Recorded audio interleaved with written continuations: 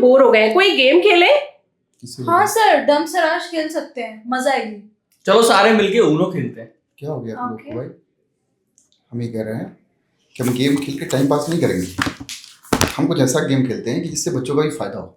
क्यों सर? हाँ सर, बिल्कुल बच्चों का फायदा होना चाहिए। ऐसा करते हैं कि एक एक कॉन्सेप्ट सब लोग बताते हैं आपस में एक दूसरे को। हाँ, ये भी सही है। आप मुझे बताओ, आप मुझे बताओ, आप मुझे बताओ, मैं आपको बताऊंगा। ओके क्यों? Okay, done Done, sir, sir. Done Done, sir. sir. Okay, तो चलो भाई, इन लोग के साथ साथ आप लोग भी तो समझ लो कि आज हम कौन सा ऐसा ट्रिक देने वाले हैं जिससे कि आपका 4 नंबर क्लियर ही है। अच्छा, आप सभी बच्चों को पता है, जितने भी नीट एस्पायरेंट हैं सबको पता है कि हर बार लंग्स वॉल्यूम एंड कैपेसिटीज के बारे में पूछा ही जाता है, और हर बच्चा रट रट के परेशान है कैसे डिफिनीशन याद कर लें, कैसे क्या कर लें, क्योंकि कभी मैच इन द कॉलम, कभी किसी फॉर्म में पूछ के परेशान कर दिया, और हर बार पूछा गया। एक ऐसा सवाल जो हर बार पूछा गया है। तो चलिए हम बहुत बेसिक तरीके से समझने का प्रयास करते हैं। जैसे कि वॉल्यूम्स की बात करें अगर हम, तुम्हारे सबसे पहला वॉल्यूम जो होता है टाइडल वॉल्यूम। अब टाइडल वॉल्यूम है क्या? हम बोलते हैं कि जो अमाउंट ऑफ एयर हमने लंग्स में लिया ड्यूरिंग नॉर्मल इंस्पिरेशन और एक्सपिरेशन। चलिए भाई, पहले संरचना को समझते हैं। जैसे मान लीजिए हमारी ये हो गई एल्वोलाई। नॉर्मली समझ लो कि ये एल्वोलाई जो है वो हमारी इतनी ही रहती है, ऐसे समझ लिया? समझ लिया? चल भाई, एल्वोलाई है हमारी। अब आपने क्या करा, जरा इमेजिन करिए कि आपने सांस लेने की शुरुआत करी नॉर्मल, कोई आप एक्सटेंसिव ब्रीदिंग नहीं कर रहे हैं। तो जब सांस लेंगे तो यही एल्वोलाई क्या होगी, फूलने लगेगी। भाई हवा भरना चालू करोगे, फूलना चालू हो जाएगी। चल भाई, फूल गई। तो जो नॉर्मली यहां पे होती थी अब वो कहां पहुंच गई, यहां से यहां पहुंच गई। तो इतना अमाउंट ऑफ एयर जो आपने भरा है, इसी को हम बोल रहे हैं कि ये टाइडल वॉल्यूम है। चल भाई, सांस लिया था, फिर सांस छोड़ दिया, तो एल्वोलाई सांस लेने की वजह से जो यहां आई थी, टाइडल वॉल्यूम की वजह से जो यहां पे आई थी, अब जैसे ही सांस छूटेगा फिर से वो कहां पहुंच जाएगी, अपने नॉर्मल पोजीशन पे पहुंच जाएगी। बहुत सिंपल सी बात है सर जी, ये तो कॉन्सेप्ट सीधा है। यानी amount of air which we inhale और exhale during normal breathing is called tidal volume. बहुत सिंपल है। चल भाई, कहानी शुरू कहां से हुई या सवाल फंसता कहां है, ये तो सबको आ रहा है। सवाल फंसने की शुरुआत होती है कि पूछा जाता है कि इंस्पायरेटरी रिजर्व वॉल्यूम क्या होता है। अब इंस्पायरेटरी रिजर्व वॉल्यूम क्या है? जैसे मान लीजिए अभी तक हम बात कर रहे थे कि भैया हम नॉर्मल सांस ले रहे हैं, हम सोच नहीं रहे कि हम सांस ले रहे हैं। एक दिन हम रामदेव जी के आश्रम में गए, उन्होंने बोला कि दबा के सांस लो, हमने क्या करा, सांस लिया। यानी नॉर्मली जितना लेते थे उससे ज्यादा हम कहीं ना कहीं एयर पंप कर रहे हैं इनसाइड द लंग्स। तो हम एयर पंप करेंगे ज्यादा से ज्यादा, तो हम महसूस करेंगे कि कुछ समय बाद हम चाह के भी सांस को अंदर नहीं ले पा रहे हैं। जरा महसूस करिए कि जो एल्वोलाई कभी आपकी यहां थी, अब वहां से यहां पहुंच गई है। कितना प्रेशर, कितना ज्यादा वॉल्यूम आपने भर लिया हवा का। तो कुछ अमाउंट तो आपको दिख रहा है कि पहले आया होगा जो टाइडल वॉल्यूम वाला है, और कुछ अमाउंट आया होगा जो टाइडल वॉल्यूम के भी बाद है। तो हम बोलते हैं कि the amount of air which we inhale beyond the tidal volume, उसे हम क्या बोलते हैं, इंस्पायरेटरी रिजर्व वॉल्यूम बोलते हैं। बहुत सिंपल है कि टाइडल वॉल्यूम के बियॉन्ड भी during deep breathing, tidal volume तो पहले लेंगे, शुरुआत जब करेंगे तो टाइडल वॉल्यूम लेंगे, और थोड़ा प्रेशर लगाएंगे तो एक्स्ट्रा अमाउंट आप जो एयर ले सकते हैं उसी को बोलते हैं इंस्पायरेटरी रिजर्व वॉल्यूम। अच्छा, फील करिएगा कि इस पॉइंट पे पहुंचने के बाद आप और हवा नहीं भर सकते। अब भैया बात आती है कैपेसिटी की, एक चलो इसी के साथ समझ लेते हैं।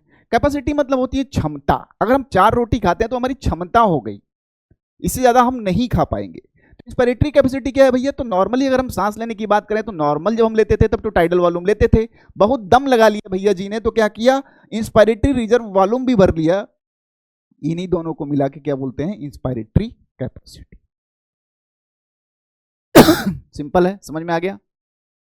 चल भाई, कहानी यहां थी, नॉर्मल सांस ले रहे थे, टाइडल वॉल्यूम ले रहे थे, टाइडल वॉल्यूम निकाल रहे थे। अब एक बंदा है जिसे बोला गया कि सांस दम लगा के बाहर छोड़ो। अच्छा, नॉर्मल सांस हमने लिया और आपने बोल दिया भैया दम लगा के बाहर छोड़ो सांस को। तो नॉर्मल हमारा एल्वोलाई यहां पे हुआ करता था, अब हुआ क्या कि हमने दम लगा के, महसूस करिएगा हमारे साथ, नॉर्मल सांस हमने लिया है, हमने क्या करा, दम लगा के सांस को बाहर निकाला। तो मान लीजिए जो एल्वोलाई हमारी नॉर्मली टाइडल वॉल्यूम के बाद यहां पहुंचती थी, अब थोड़ा और सिकुड़ जाएगी, तब भी हमारे फेफड़े में कुछ हवा रह जाती है। देखेंगे, ऐसा नहीं कि एल्वोलाई पूरी तरह से आप सिकुड़ा सकते हैं। तो जो नॉर्मल ब्रीदिंग के बाद जो हमारा जो एल्वोलाई यहां होना चाहिए था, अगर हम फोर्सफुल ब्रीदिंग करें तो वही एल्वोलाई की पोजीशन हमारी ए हो जाएगी। तो ये जो वॉल्यूम ऑफ एयर हम देख रहे हैं डिफरेंस,